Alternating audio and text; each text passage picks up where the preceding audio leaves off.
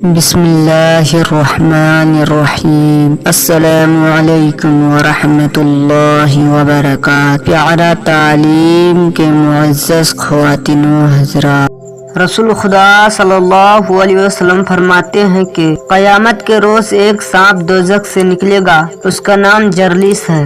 اس کا سر 7ویں آسمان پر ہوگا اور اس کی دم 7ویں زمین کے نیچے ہوگی۔ جبرائیل علیہ السلام اس سے پوچھیں گے کہ تو دوزخ سے باہر کیوں آیا ہے؟ وہ کہے گا کہ مجھے محمد صلی اللہ علیہ وسلم کی امت میں سے 5 قسم آدمی لینے ہیں۔